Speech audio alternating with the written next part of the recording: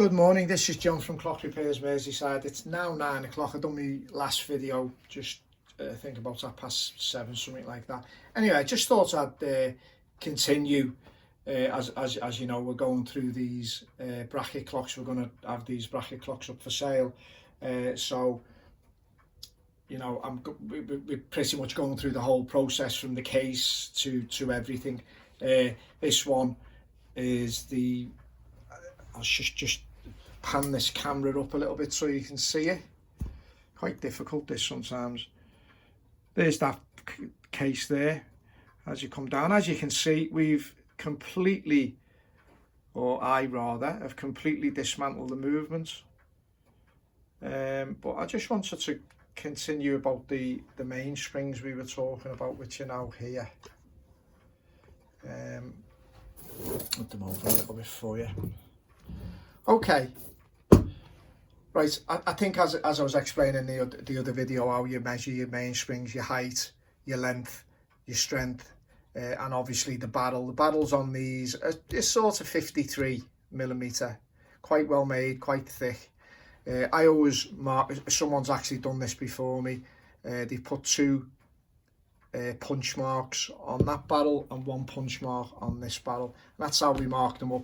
The springs on this particular clock are both exactly the same, but as we can see, they're not like the springs in our previous clock where they're pretty much opened out and pretty wide, you know, at least 2.5 times bigger than the diameter of the spring barrel.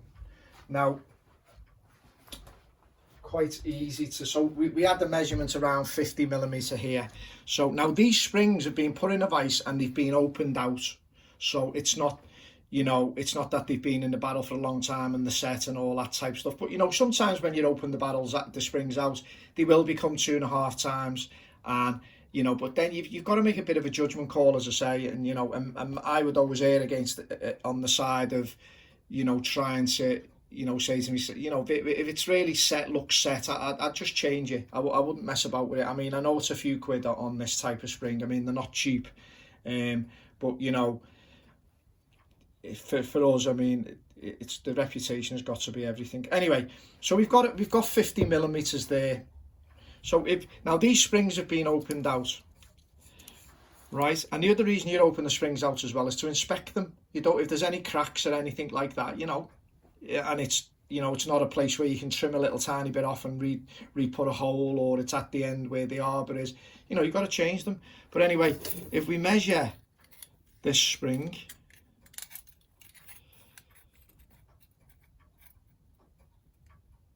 say we even said it's measuring 110, as you can see. So, and it's been opened out. You've got to change it. There's no other way around it. It's got to be changed, and that's it. This particular spring, I started to open it out. Okay, and lo and behold, it snapped.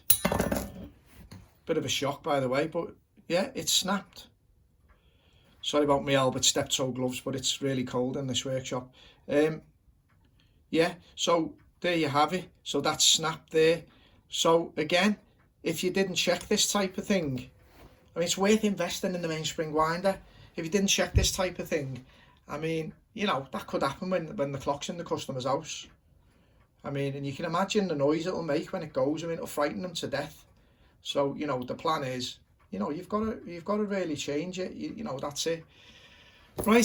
So now we have another issue with this clock, and I'll just show you.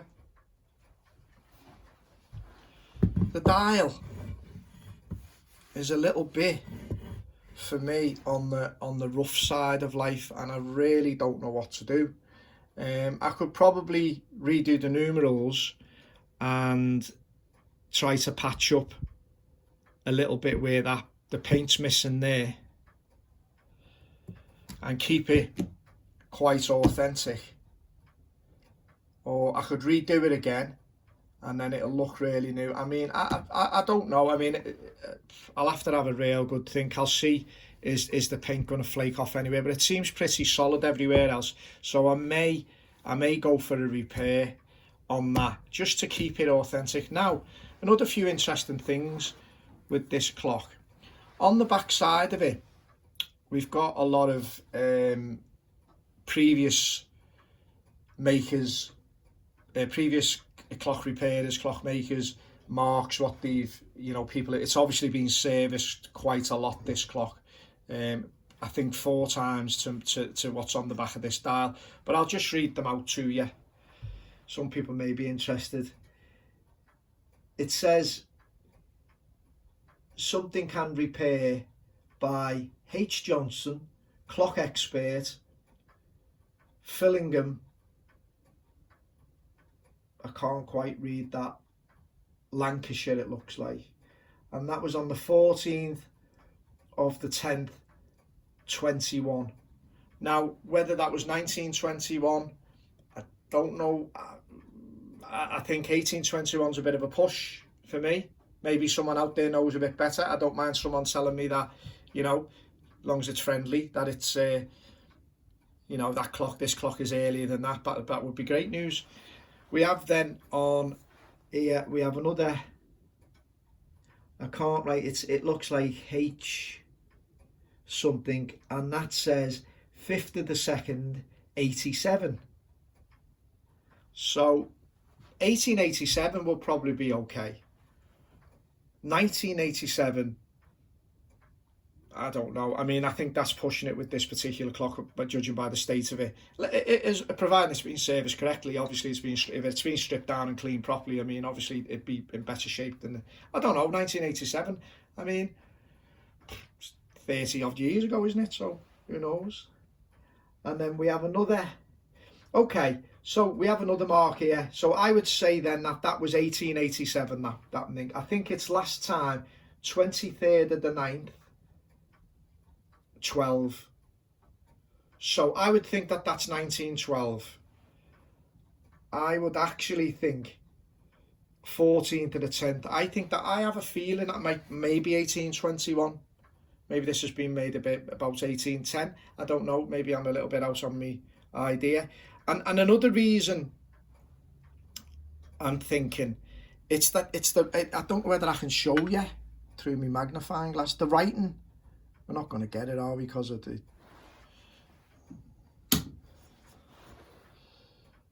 that's made it worse.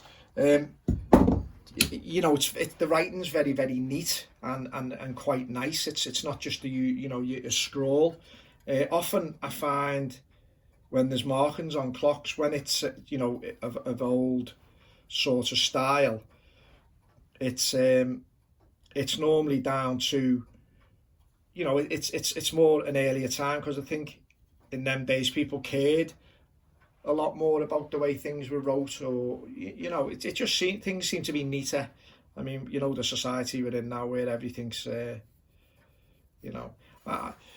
I have a feeling I'm going to try and keep that dial as is, because if it is an old clock, if it really is old, if it's, say, sort of just early 19th century, it would be an idea to pretty much keep it authentic. So I think a repair might suffice on that, and then I'll try and stabilise the cracking and stuff. Do a bit of research on that. But there's no real maker's name on this clock, so I can't say, I just can't say any more about it. There's no maker's name, I have no real idea. Carving on the case, I mean, carving was quite prolific in Victorian times, really. So maybe very early, I don't know, maybe very early, yeah, could be early. But we'll put that dial aside and we'll get back to our thing. Right, so you've got your mainspring cylinders. So you want to check for movements here, because it can be quite common for the cylinders to need rebushing. This is your fusee cone. We always take them to pieces. I mean, that's quite stiff, if I'm honest. That's quite stiff. So that'll be taken to pieces, cleaned and lubricated. Same sort of thing as well. You'll find one's bigger than the other. I'm trying to think which way around it is now.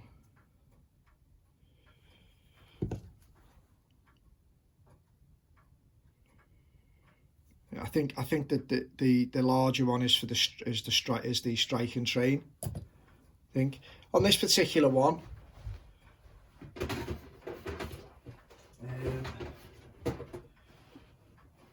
this had good old wire, and it's frayed and it's horrible. It's horrible to handle. It's horrible to work with. It's just, you know, I mean, the cylinders seem to have survived quite well. I mean, this was probably the last service it was done, maybe 1912 maybe. But yeah, but this clock. This clock is not as, it is a 5-pillar movement, as we can see, but it isn't as nice. It doesn't feel it's got the quality. I mean, you've got your little, you know, the quality is not there. You can sort of feel it, you know. And as I say, your plates, I mean, check your pivot holes. You always really pay attention to your centre pinion. Quite often there's a lot of wear there. Obviously to your escapement, there's always a lot of wear there. But yeah, this clock, as I say, it's not as doesn't feel to be as good quality. But I mean, I think, as you can imagine, the quality of the other movements anyway. I mean, you've got your you've got your dial type of thing. You've got your movements have got a lot of engraving on it. So yeah, so it is a bit of a better quality movement. There doesn't seem to be any marks on. There doesn't seem to be any at all. So I don't have any indication of what it is. As I say, there's that dial again. If anyone can chime in and give me some idea, because something dials I've only really over the last year started to do any get a bit more involved in dials. It is something I'm gonna teach myself to do. I'm gonna look at some stuff and some dials. I mean, I think the way forward with the likes of this dial, if you wanted to redo it all, but it's got this nice crazing effect, which I think it can. If I can just get the dial to look reasonable, it's probably a good selling point for the dial, because I mean, you couldn't sort of say, well, it's early 19th century and the dial looks pretty new. I mean, it's been keeping things authentic if you can, I think, is the way to go. And I think I could probably match the colour up and I could get that in, and then I could redo the numerals with our paint pens very carefully using a scope, and I think I can get a good result. But yeah, I'm always open for ideas with dials. Obviously silvering's what it is, but the painting and new ideas. But yeah, but anyway, this is John from Clock Repairs Merseyside. I just thought I'd do this video. I'm now going to get on with some repairs we have in now. I've got these stripped down, so these will be ready for clean. Okay, this is John from Clock Repairs Merseyside. Have a great day. Thank you.